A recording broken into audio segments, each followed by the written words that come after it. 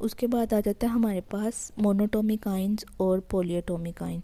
Mono का मतलब होता है एक, यानी, और एटॉमिक का मतलब एटम, आयंस जो वो आयंस जो सिंगल टाइप ऑफ एटम पे मौजूद हैं वो हमारे पास मोनो एटॉमिक आयंस हैं, और वो आयंस जो एक से ज़्यादा एटम पे मौजूद हैं वो हमारे पास होते हैं पॉली एटॉमिक आयन। जैसे ClO नेगेटिव क्लोराइड आयन है, इसमें एक Cl एटम है, ठीक है, और एक ऑक्सीजन एटम है। ये दो एटम से मिलकर एक आयन बना है, तो इसको हम कहेंगे पॉली एटॉमिक आयंस।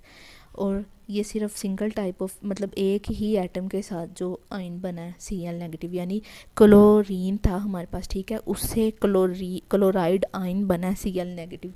क्लोरीन ने कोई इलेक्ट्रॉन्स एक्सेप्ट किए हैं, ठीक है, और उस पर नेगेटिव चार्ज आ गया, उस पर एक्स्ट्रा इलेक्ट्रॉन्स प्रेजेंट है, तो ये हमारे पास एनाइन है। वैसे ये क्योंकि जिस पे नेगेटिव चार्ज होता है वो एनाइन होता है, लेकिन जनरली ये जो आयन की टाइप में अगर हम देखें ना तो ये मोनोटॉमिक आयन है, क्योंकि ये सिर्फ सिंगल आयन है, मतलब सिंगल एटम का एक आयन है, ठीक है, और ये दो एटम से मिलकर एक आयन बना है, तो ये पॉलीएटॉमिक आयन है। उसके बाद हमारे पास दो रिएक्शन की टाइप आती हैं, एक्सोथर्मिक रिएक्शंस और एंडोथर्मिक रिएक्शन। वो रिएक्शंस जिनमें जो है ना हीट रिलीज़ होती है, यानी कोई रिएक्शन अगर हो रहा है तो उसकी मौजूदगी में हमारे पास हीट भी रिलीज़ हो रही है, हीट भी बन रही है, तो उसको हम कहते हैं एक्सोथर्मिक रिएक्शन, ठीक है। और एंडोथर्मिक रिएक्शन वो रिएक्शन है जिसको करवाने के लिए हमें खुद हीट देना पड़ रही है। जैसे ये रिएक्शन हुआ है, इसमें जो है हमें एनर्जी प्रोवाइड करनी पड़ रही है। जैसे AgBr के साथ हमें सनलाइट की मौजूदगी में ये रिएक्शन होता है, उसके अलावा ये रिएक्शन नहीं होगा। सनलाइट की मौजूदगी में होगा, AgBr जो है ना वो हीट को एब्जॉर्ब करेगा, ठीक है, और उसके बाद ये रिएक्शन प्रोसीड होगा। यानी वो रिएक्शन जिन्हें एनर्जी रिक्वायर होती है प्रोसीड करने के लिए, रिएक्शन को होने के लिए एनर्जी की ज़रूरत है, तो वो हमारे पास एंडोथर्मिक रिएक्शन है। और वो रिएक्शन जो स्पॉन्टेनियसली हो रहे हैं, खुद ही हो रहे हैं, लेकिन उसमें एनर्जी रिक्वायर नहीं है, लेकिन वो जब रिएक्शन हो जाए तो साथ में कुछ अमाउंट में एनर्जी निकले, तो उनको हम कहते हैं एक्सोथर्मिक रिएक्शंस। उसके बाद बेसिक डिफरेंस है इलेक्ट्रोफाइल और न्यूक्लियोफाइल के अंदर। ये इलेक्ट्रोफाइल केमिकल स्पीशी है जिसके ऊपर पॉजिटिव चार्ज होता है। जैसे कैटाइन है ना, कैटाइन के ऊपर पॉजिटिव चार्ज होता है, यानी इलेक्ट्रॉन की कमी होती है उनके पास। इसी तरह जो है इलेक्ट्रोफाइल जो हैं इन पे पॉजिटिव चार्ज होता है, ठीक है। ये इलेक्ट्रॉन, इनको कहते हैं इलेक्ट्रॉन लविंग स्पीशी। जैसे इलेक्ट्रोफाइल है ना, इलेक्ट्रो का मतलब है इलेक्ट्रॉन्स, और फाइल का मतलब है लविंग, यानी ये इलेक्ट्रॉन, इनके नाम से पता चल रहा है ये इलेक्ट्रॉन लविंग है। और इलेक्ट्रॉन लविंग वही केमिकल स्पीशी होगी जिसके पास इलेक्ट्रॉन की कमी है, तो उसको इलेक्ट्रॉन्स चाहिए हैं मज़ीद, तो वो इलेक्ट्रॉन लविंग है। और न्यूक्लियोफाइल, न्यूक्लियो का मतलब न्यूक्लियस, और फाइल का मतलब लविंग, जो जिनको, हाँ, मतलब ये जो है वो केमिकल स्पीशी जो न्यूक्लियस लविंग है, इनके ऊपर नेगेटिव चार्ज होता है। इसका मतलब है कि इसके पास पहले से ही बहुत ज़्यादा इलेक्ट्रॉन मौजूद हैं। इसके नेगेटिव चार्ज का मतलब है कि इसके पास पहले ही एक्स्ट्रा इलेक्ट्रॉन्स मौजूद हैं, तो ये इलेक्ट्रॉन रिच स्पीशीज़ हैं, और ये न्यूक्लियस लविंग है।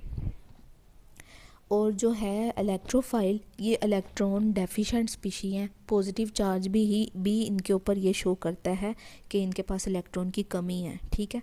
और न्यूक्लियोफाइल NU से रिप्रेजेंट करते हैं, इस पे नेगेटिव चार्ज ये शो करता है कि इनके पास इलेक्ट्रॉन ज़्यादा है, ये इलेक्ट्रॉन रिच स्पीशीज़ हैं।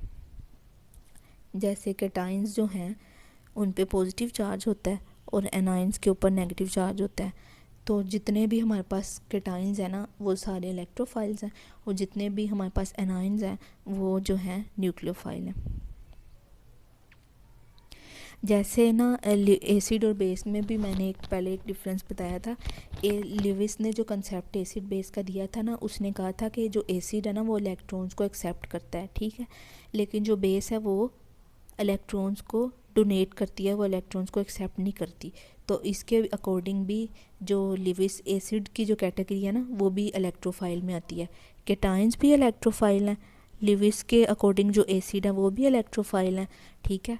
और इलेक्ट्रोफाइल जो हैं वो खुद भी इलेक्ट्रॉन एक्सेप्ट करते हैं, यानी जितने भी इलेक्ट्रॉन डेफिशिएंट स्पीशीज़ हैं ना वो सारी इलेक्ट्रोफाइल हैं, और जितनी भी इलेक्ट्रॉन रिच स्पीशीज़ हैं ना वो सारी जो हैं न्यूक्लियोफाइल हैं। लिविस बेस इस तरह से न्यूक्लियोफाइल बनेगी क्योंकि ये भी इलेक्ट्रॉन को डोनेट करती है। लिविस के अकॉर्डिंग बेस वो कंपाउंड है जो इलेक्ट्रॉन को डोनेट करता है, वो स्पीशी है बेस जो इलेक्ट्रॉन को डोनेट करता है, और लिविस के अकॉर्डिंग एसिड वो है जो इलेक्ट्रॉन को एक्सेप्ट करता है। जैसे हाइड्रोनियम आयन है, ये जो है ना इलेक्ट्रोफाइल है क्योंकि इसके ऊपर H3O पॉजिटिव है, ये इसके ऊपर पॉजिटिव चार्ज ये शो करेगा कि ये इलेक्ट्रॉन एक्सेप्ट करने की एबिलिटी रखता है क्योंकि इसके पास इलेक्ट्रॉन की कमी है। और जो क्लोराइड आयन है Cl नेगेटिव, ये एक न्यूक्लियोफाइल है, ये जो है इलेक्ट्रॉन इस पे प्रेजेंट है नेगेटिव चार्ज। नेगेटिव चार्ज ये शो करता है कि इस पे जो है ना एक इलेक्ट्रॉन का पेयर मौजूद है।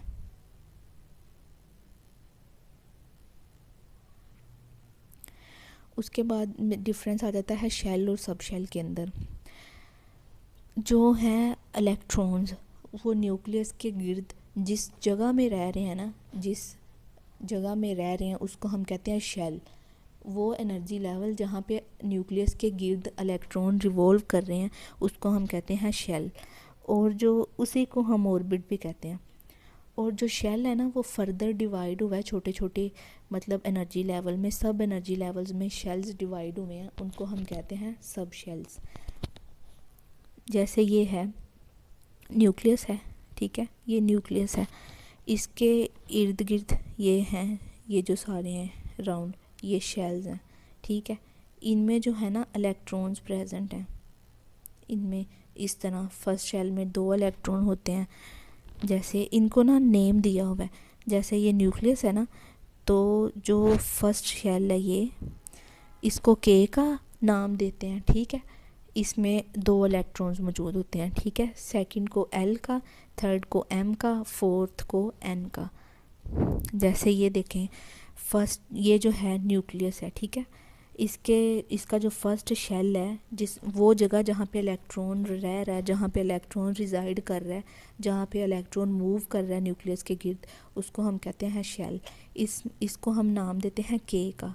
इसमें 2 इलेक्ट्रॉन्स आते हैं, और जो शेल है ये सब डिवाइड हुआ है तो एक सब शेल बना है। मतलब शेल एक एनर्जी लेवल है जो सब एनर्जी लेवल में डिवाइड है, जिसको हम सब शेल कहते हैं।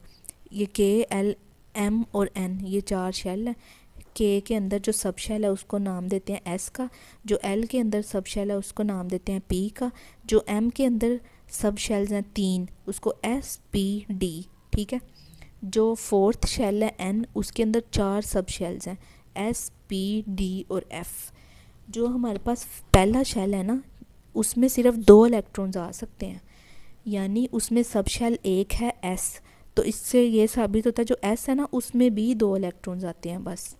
लेकिन जो सेकंड शेल एल है हमारे पास उसमें ना एक एस होता है और एक पी होता है।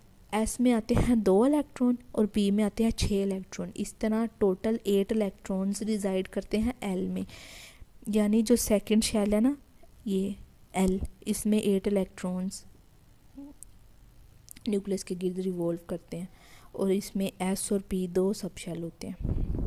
बोहर का जो मॉडल है ना इससे पहले लेक्चर में बताया, वो भी इनके बारे में बताता है, शेल सब शेल के बारे में, और किस तरह से इलेक्ट्रॉन्स मूव करते हैं।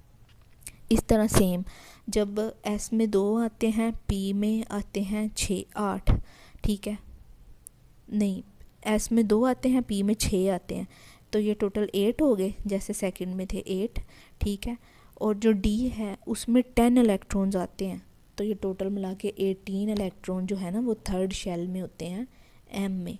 एन इधर ना शेल नंबर शो कर रहा है, एन 1 है तो इसका मतलब है पहला शेल है जिसका नाम के है, जिसमें एक सब शेल एस है, ठीक है। एन अगर 2 है तो इसका मतलब है दूसरा शेल है जिसका नाम एल है और उसके अंदर 2 सब शेल हैं एस और पी। अगर एन 3 है तो अगर एन 3 है तो इसका मतलब है तीसरा शेल है एम और इसके अंदर 3 सब शेल हैं एस, पी और डी। एस में 2 इलेक्ट्रॉन, पी में 6 इलेक्ट्रॉन, डी में 10 इलेक्ट्रॉन, तो ये मिलकर 18 इलेक्ट्रॉन्स हो जाएंगे। इस तरह ही इसमें है फोर्थ शेल में। जैसे एस में फर्स्ट सब शेल उसमें 2 हैं, ठीक है, पी में 6 हैं, इधर डी में है टोटल 10, ठीक है, और जो एफ है उसमें है टोटल 14। जैसे 1 2 3 4 5 6 7 8 9 10 11 12 13 14, ये 14 टोटल इलेक्ट्रॉन्स हैं जो एफ सब शेल के अंदर पाए जाते हैं। 14 10 6 और 2 इनको मिलाएं तो टोटल 32 इलेक्ट्रॉन्स बनते हैं, यानी जो एन फोर्थ सा शेल है उसमें 32 इलेक्ट्रॉन्स पाए जाते हैं।